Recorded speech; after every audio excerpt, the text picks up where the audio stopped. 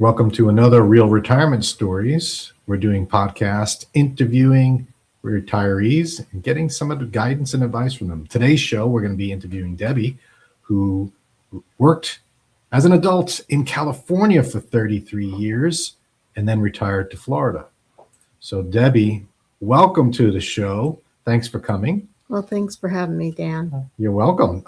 So let's talk about retirement. How old were you when you retired? I was 57.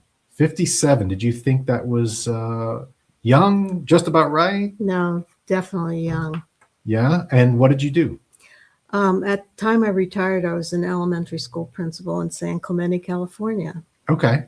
So how long have you been retired now? Well, it's 2008 until now. So Okay. So almost 20 years. mm, And did you ever go back to work at all? Did you pick up odd jobs? I did. One of the things I did, I worked in a sewing store because I love to sew and to quilt. And I also worked at a long arm quilting machine company. I did trade shows and that type of thing. And then I eventually settled on buying vintage items at estate sales and setting up at vintage markets and selling the things, reselling the things I had bought. So did you do this as a means to afford retirement, or you were just doing this as a hobby? I think it was to try to contribute some money to the retirement. So, Okay. yeah, that was my idea. But I also wanted to keep busy. Okay. So were you married when you were retired? Yes. Okay. And do you remember how you felt about retiring? So maybe you're 55 and were you thinking, was your retirement planned or was it quick? It was quick. Yeah. When I was 55, I wasn't thinking retirement. But what happened was in California, there was a downturn in the economics. And so as a principal, they were taking things out of my school that I thought were really important. And then on top of that, they offered early retirement. Oh, so they offered you a package to say, if you retired at 57, we'll give you what, extra money or extra insurance? Just freedom. I had to pay for insurance until I turned 62 and came under Medicare. Okay. And so there was really no package. It was just the idea that, and I barely squeaked by to qualify to be able to retire at that age. Okay, so you got a pension from the state of California? Exactly. Okay. State teachers retirement. So what's part of the early retirement package we'll give you the extra credit you need to be able to qualify for the pension? Basically, I had enough years to retire, and that was really the only requirement. So I was able to start drawing on my pension. But also I use our 401k as supplement for about 10 years probably. So. Okay. So how were you feeling when that offer came about? Do you remember what your decision-making process was like? Well, I was excited because I was getting discouraged, and it was just easier to go ahead and retire, but I hadn't planned really that much. I did a lot of figuring out on paper and that type of thing to see if I could, but not well enough. Okay. And so were you confident when you did the math at that time? Did you remember feeling like, yeah, this is the right decision, or were you nervous when you did it?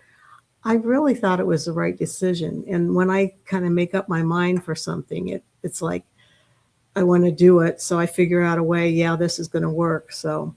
Okay.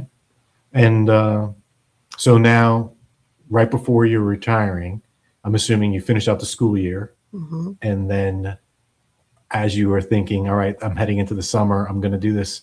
What was on your mind? Did you have any fears? Were you overly excited? I think I was relieved, and I didn't really have any real plans at that point. So I was just like, I was out of my career and that kind of thing. And it was kind of sad because I did love working with the kids. But like I say, the financial situation in California got really bad. So Okay. one of the things they were threatening to do is to reduce my or the principal's income for the next year. Okay. And the way they worked retirement is they took your last 5 years and took the highest out of the 5 years. So I didn't know how low they were going to go with the retirement or the income.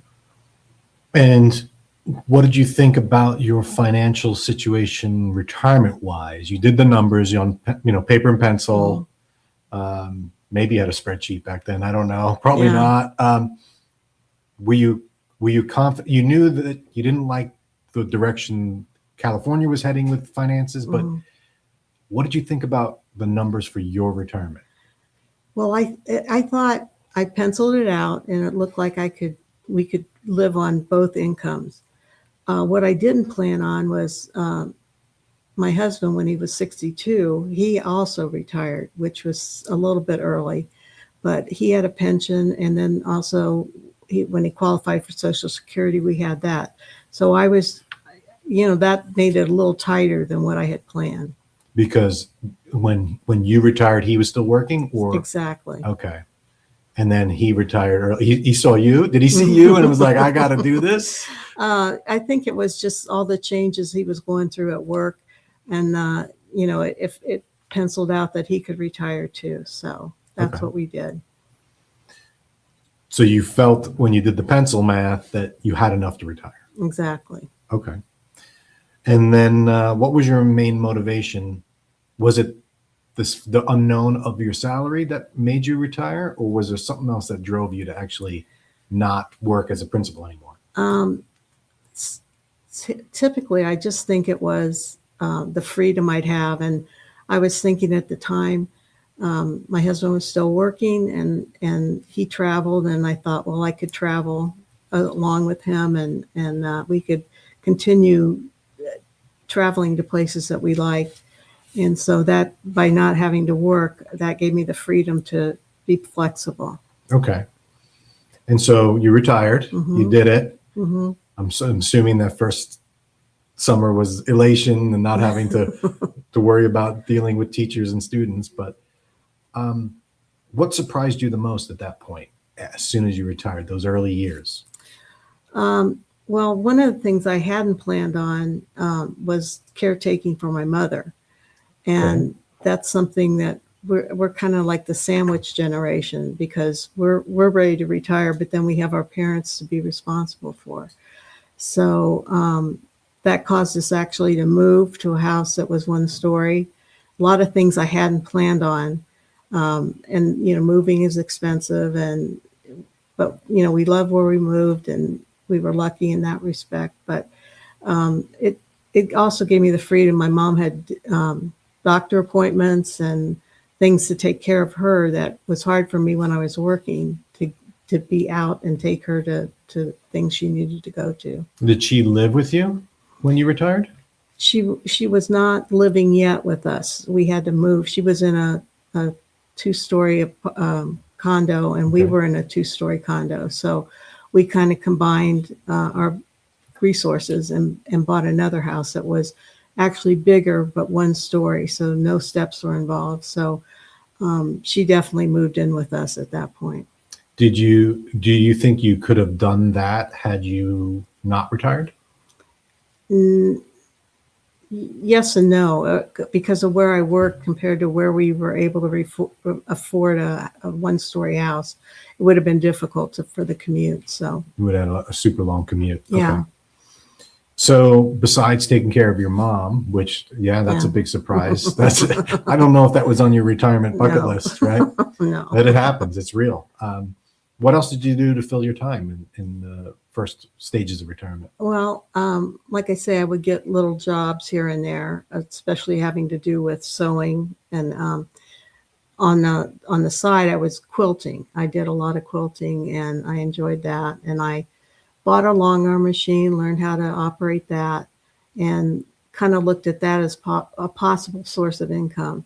But I didn't the amount of time you put in for quilting and what you can sell it for is just not feasible. So Okay. So you try to make a go at maybe doing quilting as Mhm. an income source. I started two little businesses. One was called Ohio Rose Quilts and Crafts, and then the other one was Ohio Rose Vintage Boutique. So it covered my things with estate sales and all of that, and it also covered anything I made to sell, because I Okay. did do some boutiques with sewing things that I had made. And this was something you were passionate about as you were a principal. So it wasn't like a new hobby you picked up after you retired. Exactly. Okay. Exactly. Okay. And so were you expecting that to take up a majority of your time? Was that, or was it you didn't know what that was going to be like? Yeah, I didn't know how much time I was going to put into it, and mainly because I wanted the flexibility, and my time was spent with taking care of my mom, and then also I wanted to do things with John, and so that's kind of how I filled my time in the beginning. Okay. So what did you get wrong about retirement at the beginning? I would say I had bigger plans than what actually worked out. Like I say, with my quilting and with crafting, I thought I would make enough little income coming in that it would just kind of bridge the gap that I could see what we were going to have. So I just started, doing side jobs and things. But it was a lot to move, because we not only moved us, but we moved my mom. So it was a combination of all that to move to a different county. So Right. it took up a lot of time, because looking for places and planning the move and setting up everything, it really was a lot of work. What did you get right? What was the big success that you feel like, yeah, I nailed that one, or it turned out to be correct? Well, I think I did get the freedom I wanted, and I would say a lot less stress than the job I had. So kind of forgot about that part. But they took away my assistant principal. So it was just me to take care of the whole school, and it was a big school. So Okay. yeah, so it was just less stress, do what I wanted to do when I wanted to do it. Different types of stress though crept in with your Yeah, mom and everything, I'm sure. exactly. Okay. Exactly. What would you say are some common misconceptions that your peers have about retirement? Well, I would say at the time I didn't have a financial planner, and I think that would have been a real help to have a more realistic view of what it would have been like to retire. And so I think that people younger that are thinking about retirement, they really should consider not just doing their own math, but working with someone that can give them a realistic view of what they could, happen. What happened to us is there were big expenses that we hadn't planned on, and that Medicare didn't cover. So, for example, dental, we had a lot of dental work done, and we had cataract surgery, so that's not paid for by Medicare, and just mainly medical things that came up that we hadn't planned on. Okay. And so those unexpected expenses would be something that you wish you would have planned for, right? You have any regrets about when you retired? Not really. I mean, I could have gone on for a few more years, but it's just the unknown of what was going to happen with the budget, so to speak, with the school district was one of my catalysts to do this. Okay. Would you have done things differently knowing what you know now? I probably would have worked longer, because the people who ended up staying and working as a principal, they seemed to do all right, and there wasn't a big cut in salary or anything like that. So I think I could have worked longer, and I would have enjoyed it. It's just the stress of the job was not fun. So Okay. How about before you retired? Is there anything you wish you would have done before you retired? just like I say, worked with a financial planner personally, and someone that could look ahead a little more than I was. I was pretty short term looking ahead. So Many would say that operating an elementary school is pretty tough, but you're thinking retirement's a little bit tougher. well, in a way, the stresses that came up were different stresses. So Okay. So now that you've been retired for a while, mhm. do you feel differently about it? How do you feel about your retirement now? Well, I love not having to work now, and there was a law passed that I was able to collect Social Security as well as my pension, my teacher's pension. So that took a lot of stress off of our financial needs. And so now I feel like we have a little more freedom and a little more, we're not so stretched on our finances. So that government pension offset ruling for Social Security was impactful for you? Totally. Yes. Yes. Okay. What do you like the most about being retired? I would say just doing things when I want to do them. Or I can sleep in all day if I want to. It's just having that freedom. And like I say, what happened is when my mom passed away, there was a lot of stress that was relieved after she unfortunately passed away. But that was a stress that I hadn't planned on. So once that went away and we had a little more money coming in, I'd say I'm happy with where it is at this point. Going back to your situation with your mom, that was unexpected. It was something you decided to do, but would you say that it derailed your retirement when you had to take care of your mom? Well, I would say that my mom did not have a lot of coverage the Social Security was very minimal for her. And so not only did we have our financial stresses, but we had my mom, making sure she was taken care of and had to, live with us. And we tried to keep her expenses down as much as we could. Okay. What do you like the least about being retired? I'd like to have more money in retirement. And had I not taken so much money out of my 401k during that time frame when John was stopped working, and we needed to start pulling money out of that. And we did not take enough money out for taxes when we did that. So that put another financial strain on it that we hadn't planned on.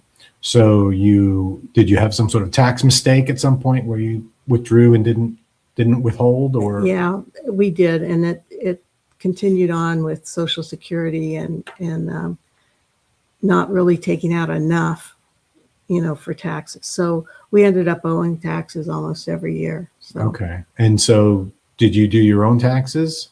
No, we went to a tax person. And they didn't advise on the tax. So that might be a piece of guidance that you would offer retirees. Definitely talk over your sources of income and what the percentage is that you should be taking out. Okay. Because we were taking out a percentage for some things, but it wasn't nearly enough. Maybe we were taking out 10%. And we should have been taking out 14 or 16%. So okay. that always threw us then behind on our taxes. Okay.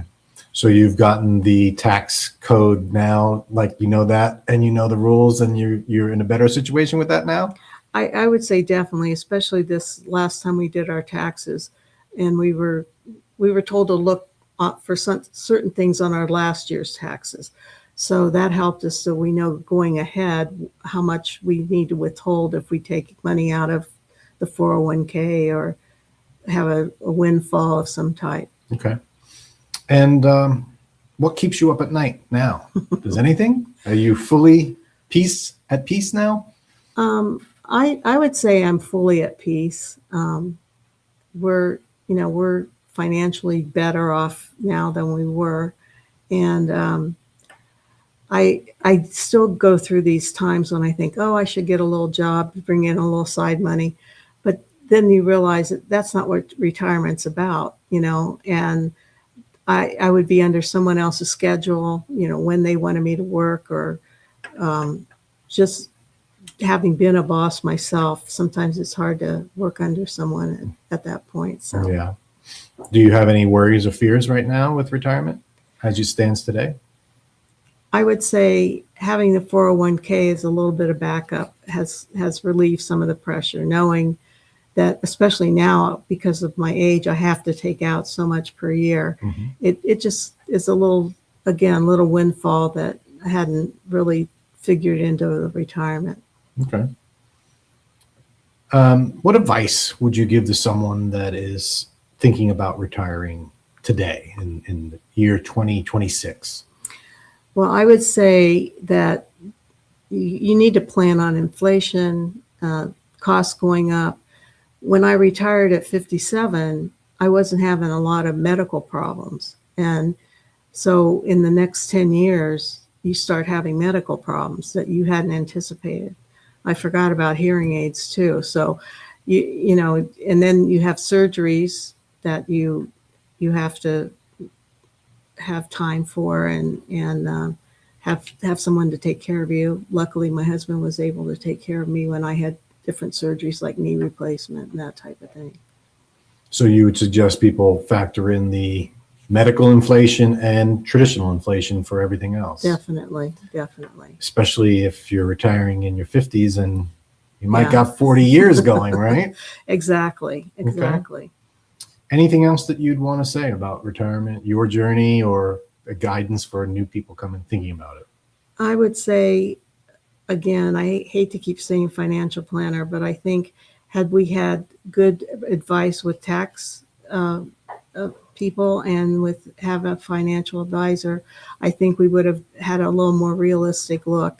But when you're 57 and you have a short period of time to decide, it just was, I think I did it too quick. I didn't think it totally through in that respect. So, and one little tax mistake compounds, and exactly, you got your mom in trouble, and you're behind the 8 ball, and exactly. Okay. And I would say, especially, if there's, depending on how your siblings are too, whether they step up to help with the care of a parent, that's important. Now we're at the point where we need help, and look to, like, my sons to help kind of step up when we need some help. So not financially, but just physical things that we can't take care of anymore. So, have you had that conversation with your kids yet? I have talked to them about not inheritance. Well, yes, what could be left for them, but also knowing what they'd have to take care of after we passed away. So it's important to have that conversation too, so they know what your needs are. And like I said, I don't know. I feel like they still think we're in our 40s or something, and they don't think about the fact that we can't paint anymore in the house. We can't get up on ladders. There's just things that we used to do without a second thought that now we're having problems with. So again, that's something you should probably factor in on your retirement too, is when you can't do things, simple things like painting a room, or changing the filter in your air conditioner because you can't get up on a ladder to fix it. Just little things that people don't think about. And I would say if you're thinking about it, you should maybe take a look at what other people are going through too, like your friends, and maybe you're not taking care of your parent now, but within, something could happen and you're thrown into it without even a thought. So, well, I'll end with this question, and then think about going back in time. We can't do that, but right. Imagine now you're 57 Mm-hmm. and the offer is from the teachers or the principal, hey, Mm-hmm. we're offering you an early retirement. Would you take it this time? I think I still would have because of my reasons for retiring.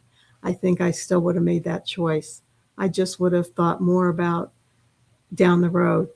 we could do it right then, but looking down the road, hadn't planned on a lot of things that came up. Yet here you are. Right. You're still kicking. You're doing it. You're not struggling. Right. You went through it. Would you tell people just go for it, or would you say think twice? Well, I think it depends on your motivation, because some people, they want to work till they're 75. They're really happy with their job and they just, strolling along. But so I think it has a lot to do with your motivation of why you'd like to retire. So. Well, Debbie, I really appreciate you taking the time today, and thank you. Hopefully people will get a little bit of tidbit from your story. Hopefully. And thanks again. Thank you.